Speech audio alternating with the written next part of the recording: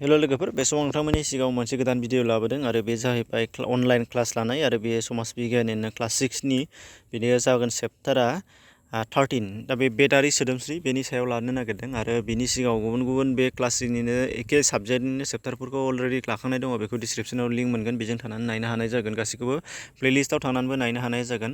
आरो माखासे नायगिरि बिथांमोनहा बिहरदोंमोन जे अल चेप्टारनि नट्स होनो होननानै। अल चेप्टारनि नट्स होनो माने मोनफ्रोमबो क्लास लानाय चेप्टारनि नट्सखौ गावबागावनि भिडिअनि गाहायावनो डिसक्रिपसनाव लिंक दंखायो, बेजों थांनानै डाउनलड खालामनो हानाय जागोन। आरो बेजों लोगोसे गुबुन गुबुन लायि चेप्टारफोरखौबो उनावहाय लाबानो होलांबाय थागासिनो दंखायो। खेबसेनो गासैबो चेप्टारनि नट्सखौ हरजोबनाया बेथ' उसुबिदा जाथावखाया। ओंखायनो जाय चेप्टारखौ लागोन बेनिफ्राय मोननाय जागोन। दा बेखायनो नोंथांमोना नैबे भिडिअखौ नायदों, नैबे भिडिअनि एबा नैबे चेप्टारखौ लादों, नैबे चेप्टारनि बे PDF फाइल नट्सखौ डिसक्रिपसनाव लिंक मोनगोन, बेजों थानानै नायनो हागोन। दा अब्ला फैदो गोबाव खालामाजासे नायदिनि। बिनि सिगां जायफ्रा स्टुडेन्ट नङा शेयार खालामनानै हो, जाहाथे गुबुनफ्राबो मोनहैनो हायो आरो फरायसाफ्रा आंखालनिफ्राय मोगा मोगि जानाङा जाहाथे, बेखौ नोंथांमोननिसिम खावलायना थाबाय। दानिया फैदो जागायदिनि। बेदारि सोदोमस्रि होनदों, अर्थात बेद मुगानि सोदोमस्रि होनदों। बेद मानि मा? हिन्दु धोरोमनि गोथार बिजाब, जायखौ जोङो होननानै मिथियो बेद। दा बे बेदनि सोमोन्दै आरो बै बेद रनसायनाय समनि भारतनि सोदोमस्रिया माबादिमोन बेनि सोमोन्दै मिथिनो मोननाय जादों बाहाय नैबे फरानि गेजेरजों। दानिया फैदो बाव सावगारि आरिमुनि बेलायाव जोङो नुनो मोननाय जादों। बेद मुगायाव मानसिफ्रा गाहायै बबेथिंजायनिफ्राय हाबफैदों नोंसोरो नायबा नुनो मोननाय जागोन। गाहायै आबाद मावनानै थायोमोन, जिब जुनारजों जिब जुनारनि सायाव सोनारनानै थायोमोन। दा बेफोरनि बागै गाहायै मिथिनो मोननाय जागोन। दानिया नैबे सिगां खोन्दोआव बुंनाया मा होनो, जोंनि सिगांनि बेदनि सोमोन्दै एबा बेद मुगानि सोमोन्दै एसे ओरैनो सरासनस्रा बुंफ्रुनायल', बेयो सिगां चेप्टाराव मोननाय होननानै खिन्थादोंल'। बिनि उनावहाय नैबे गाहायनिफ्राय जोङो नायनो हागोन। नैबेनिफ्राय नुदों जे दिनैनिफ्राय 3500 बोसोर सिगां, माने गिबि जिसु ख्रिस्ट' जोनोम जानायनि 1500 बोसोर सिगां सा सोनाब दिगनिफ्राय, सा सोनाब ओनसोलनिफ्राय माखासे जुनार फिसिग्रा सुबुं हानजाया भारताव हाबफैदोंमोननो। आरो सिगांनि फरायाव मोनबोदों होनदोंदि नोंसोरो भारतनि सा सोनाब सिमानि जोबनायाव थानाय सिन्धु दैमा सेरफाङाव मोनसे नोगोरारि सोदोमस्रि सोमजिखांदोंमोन। आरो बे सोदोमस्रिनि मुङा मा जादोंमोन? सिन्धु सोदोमस्रि होननानै जोङो मिथिनो मोननाय जादोंमोन होनदों। दानिया मा होननाय जादों? नैबे सावगारियाव नुनाय नैबे सा सोनाब दिगनिफ्राय होननाया नैबे होनदों दानि पाकिस्तान, बे ओनसोलजों हाबफैदों होनदों माखासे जुनार फिसिग्रा थाखोनि मानसिफोरा। दा बे जुनार फिसिग्रा थाखोनि मानसिफोरखौनो मा होनना बुङो? आर्य होननानै जोङो मिथिनो मोननाय जायो होनदों। आरो बेखौनो होनदों बाहाय।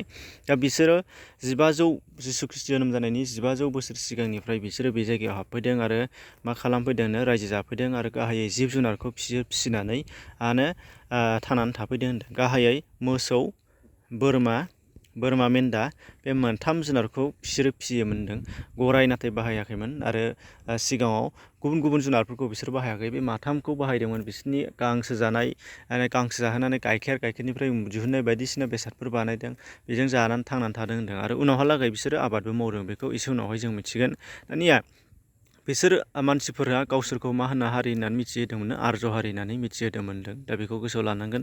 आरो बे आर्य हारिफ्रानो जोंनि भारताव मा होनो बेद एबा हिन्दु धोरोमनि गोथार बिजाबखौ बिसोरनो रनसायदों होनदों। नाथाय मोनसे समावनो रनसायाखै, बेखौ गोसोआव लानो गोनां। 1500 बोसोर जिसु ख्रिस्ट' जोनोम जानायनि 1500 मायथाइनिफ्राय 600 मायथाइनि गेजेराव रनसायदों होनदों। आरो बिसोरखौ गाहायै मोनब्रै खोलोबाव बे बेदखौ राननाय जादों, जायखौ जों उन्दैनिफ्राय नोंसोर खोनाबाय जानांगौ। बिसोर मा? ऋग बेद, बेनिफ्राय यजुर बेद, साम बेद, अथर बेद। बेखौ जोङो मिथिनो मोननाय जाबाय। मोनब्रै ऋग बेद, यजुर बेद, साम बेद आरो अथर बेद, बे मोनब्रै गांब्रै बिजाबखौ लिरनाय जादों बेदफोरखौ। आरो बिनि रनसायनाय समा ऋग बेदनिया 1500निफ्राय 1000नो, उननि बेदनि मुगाफोरनि रनसायनाय समा माने यजुर, साम, अथर बायदिसिनाखौ 1000निफ्राय 600सिमाव लिरनाय जादों होनदों। दा बेखौबो जों गोसोआव लानो नांगोन। दानिया फैदो, दानिया गाहायाव दङ गाहाय थाखुलि होनदों। आर्यफोरनि गाहाय थाखुलिया बबेमोन होनदों? आर्यफोरा गाहायै आजै आजौनिफ्राय मिथिनो मोननाय बादिबा गेजेर एसियानि कृष्णा लैथो आरो कास्पियान लैथोनि गेजेराव थानाय, कास्पियान लैथो आरो कृष्णा लैथो, बे मोननैनि गेजेराव थानाय गेजेरनि हा बाहागोआव बिसोर थादोंमोन होनदों।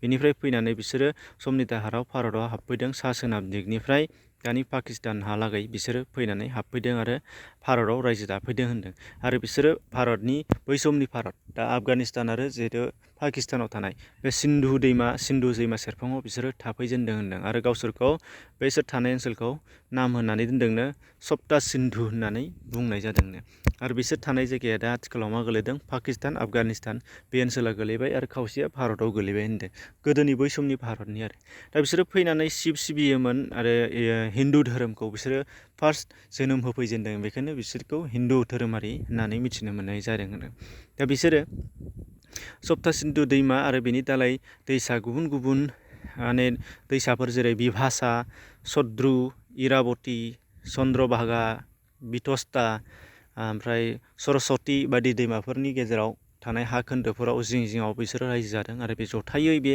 दैमाफोर आरो सिन्धु दैमानि जथायै बे रायजो जानाय ओनसोलखौ सप्ता सिन्धु होननानै मिथिनो मोननाय जादों होनदों सप्ता सिन्धुआ मा होननानै सोंनाय दं बेखायनो बेखौ खिन्थाफाबाय दानिया फैदो बेनि उनावहाय जोङो मिथिदिनि बिसोरो मा खालामोमोननो बिसोरो गाहायै जुनार फिसियोमोननो गावसोरखौ आर्य होननानै लाग्रा बे सुबुंफोरा गासै मा खालामोमोन होनदों गावसोरनि मा होनो ओनसोलाव गाहायै बोरमा मामोन मोसौ आरो मोनसेया बोरमा मेन्दा बिसोरखौ फिसियोमोन होनदों आरो बिसोरो मा होनो गावसोरखौ आर्य थामहिनबा बुहुमनि बयनिख्रुइबो देरसिन फोलेर होननानै साननानै लायोमोन होनदों आर्य माने गेदेर हारि होननानै खिन्थानायमोननो गावसिनि साननाय बादिब्ला दा जेनिफ्राय बिसोरो भारताव फैनानै बिसोरो इरान इउरपनि गुबुन गुबुन राव रायलायफैदोंमोन नाथाय भारताव फैनानै भारतनि मानसिफोरजों बियो संस्कृत रावा बाहाय जोनोम जाफैदोंनो भारताव आरो संस्कृतखौ बिसोरो रायलायदोंमोननो आरो बिनि उनावहाय संस्कृतनि रावनि उनाव बिसोरो पितृ मातृ फाथ्रि बायदि इंराजिनि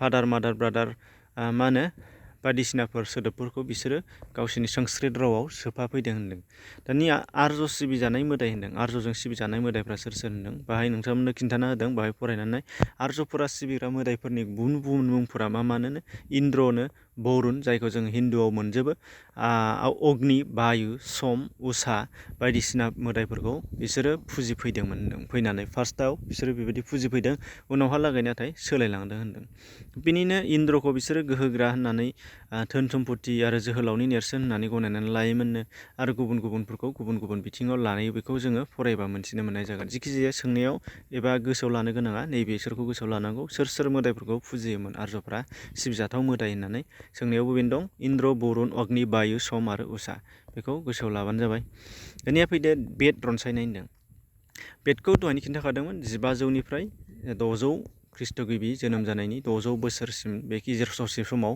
रनसायनाय जादों दानिया बेखौ गांब्रै रनसायनाय जादों ऋग बेद साम यजुर आरो अथर्व बेद बेखौ जों दहाय खिन्थाखाबाय आरो बेनि उनाव मा होनो आर्यफोरा सप्त सिन्धु मुगायाव थानाय समाव ऋग संहिताया सोरजिजादोंनो उनाव आर्यफोरा गंगा सेरफाङाव थाखुलि गायसनलांदों आरो बै गासै ओनसोलखौनो मा बुंनो आर्यभट होननानै मिथिनो मोननाय जादों होनदों माखौ सिन्धु दैमानिफ्राय बारस्लायलांनानै गंगा दैमानि सेरफाङावबो बिसोर थाहैदों आरो बे जायगाखौ जथायै आर्यभट होननानै मिथिनो मोननाय जादों होनदों दानिफ्राय आरो बे आर्यभटआव ओनसोलाव थाफैनाय समावनो बिसोरो बेदनि गुबुन गुबुन दालाय गांथामखौ लिरफैदों होनदों जेरैहाय साम बेद यजुर बेद आरो अथर्व बेदखौ नाथाय गोसोआव लानो गोनां बे लिरनाय बिजाबफोरखौ सासे मानसियानो लिराखै आरो खेबसेनो लिराखै बेखौ गासै 1100 बोसोरफ्रामहालागै समाव बे एसे सानदांथि लानानै लिरनाय होनदों दा बिनि अनगायैबो बै समाव गोबांथार बिजाबफोर रनसायजादोंनो जेरैहाय बाहाय दङ ब्राह्मण आर्यायनक आरो उपनिषद बायदिसिनाफोरा रनसायजादों बेखौबो गोसोआव लानांगोन बेनि अनगायैबो आरोबाव मा होनो रामायण आरो महाभारत सलन्थाइमा जायखौ जोङो हिन्दु धोरोमनि बयनिख्रुइबो देरसिन सलन्थाइमा एबा इपिक होननानै मिथियो बेखौबो बे समावनो ऋग बेद एबा बेद मुगानि समावनो रनसायनाय जादोंनो बेखौबो गोसोआव लानांगोन रामायण आरो महाभारत दा जिउ खांनाय होनदों जिउ खांनाय राहायाव दहायनो खिन्थादोंमोन बाहाय दङ मोसौ बोरमा मेन्दा बोरमा बायदि जुनार गांसो जाग्राखौ फिसियोमोन आरो बिसोरनि गाइखेर बिसोरनिफ्राय गिहु माखन बायदिसिना जानानै थांनानै थायोमोननो नाथाय बिसोरो जेलाना सिन्धु सेरफाङाव गांसोबारिनि आंखाला जाबायमोन होनदों अब्ला गंगा सेरफांसिम बिसोरो दोरोदलांनो गोनां जादोंमोननो मानो होनबा बिसोर गासै जुनार फिसिनाय मानि गासिबो गांसोनि सायाव सोनारनाय आरो गांसो जानानै आदार जानानै गांसोनिफ्राय जानानै बे जुनारफ्रा गाइखेर होयो दा बेखायनो गांसोजोंसो फिसिनो हायो नालाय बेखायनो सिन्धु सोदोमस्रियाव गांसो बारिनि आंखाल जानायखाय बिसोरो गंगा सेरफांसिम थांदों आरो गंगा सेरफाङाव बिसोरो थांनानै मोसौ बोरमाफोरखौ फिसिनायनि आबाद थाहैदों आरो लोगोसे गंगा सेरफाङाव बिसोरो आबाद मावना सोलोंहैजेनदोंनो जेरैहाय गम माइ सबाय थाव हारिनि फसल बेफोरखौ बिसोरो गंगा सेरफाङाव थांनानै आबाद मावनो सोलोंहैजेनदों। अब्ला सिन्धु सेरफां सोदोमस्रियाव खालि जुनारल' फिसियोमोन, बेनिफ्राय गंगा सेरफांसिम बिसोरो थांनायाव जिब जुनार फिसिनायजों लोगोसे आबाद मावनो सोलोंहैजेनदों। अब्ला भारताव गिबिसिन गंगा सेरफाङाव आबाद मावनाया जाजेनबाय होनदों। दानिया जायगानि सुबुंजों सोमोन्दो होनदों। सिन्धु सेरफां सोदोमस्रिनिफ्राय बिसोरो गंगा सेरफांसिम थांनाय समावहाय बै जायगायाव थाखानाय माखासे ओनसोलनि मानसिफोरजों बारा सोमोन्दोआ मोजां नङामोननो, नांज्लाय खमलाय गोबां जादों होनदों आरो मा होनो दावराव दावसि बिसोरजों सोमजिबाय थादों होनदों। दा जेखि जाया आर्यफोरा बै समावनो भारताव गराइ बाहायजेनदों आरो लहाखौ बिसोरनो बाहायजेनदोंनो। सोंनाय दङ लहा बाहायजेनदों नंगौना नङा होननानै। बे हाथियार बाहायदों। दा बे दावराव दावसि जानायाव आर्यफोरा गावसोरखौ गोहोगोरा खालामनो थाखाय गराइ आरो मा होनो दावहा नांनाय एबा दावराव दावसियाव गराइ बाहायदों आरो लोगोसे लहानि आइजें आइला बाहायदों होनदों। आरो गराइ बोग्रा बे गराइ गारि जायखौ जोङो रथ होननानै मिथियो बेखौबो बिसोरनो आर्यफ्रा बानायजेनदों होनदों। अब्ला मिथिनो मोनबाय भारताव आर्यफ्रानो गिबिसिन लहा बाहायदों, गराइ बाहायजेनदों दावहायाव आरो लोगोसे गावसोर मा होनो रथ बाहायजेनदों होनदों। दाना न'खर दानाय, न'खर आरो समाज राहा होनो।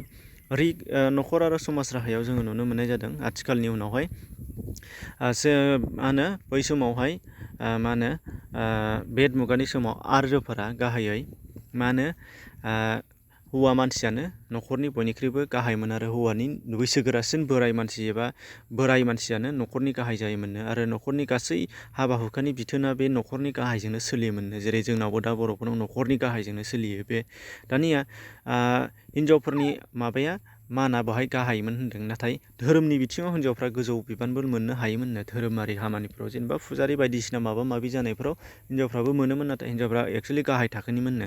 दानिया बिनिनो बेलायावहाय माखासे आइजोफोर गोरों बै समाव नुजादों होनदों, बिसोरखौ गोसोआव लानो थिनदों। जेरैहाय बिस्वारा, लपामुद्रा, घसा, अपला बिसोर आइजोफोरा जोबोद मुंदांखा आरो जोबोद माने सानसुमैमोन होनदों। बेखौ जोङो सोंनायाव दङ, गोसोआव लाफानो नांगोन। बेनिफ्राय दा बेल' न'खर दानायाव बैसोगोरा आइजोआनो गाहाय, बेनिफ्राय हौवायानो गाहाय, न'खरनि बैसोगोरा हौवायानो गाहाय, बेनो सालायजोबो, बिनि खोथाजों सोलियो।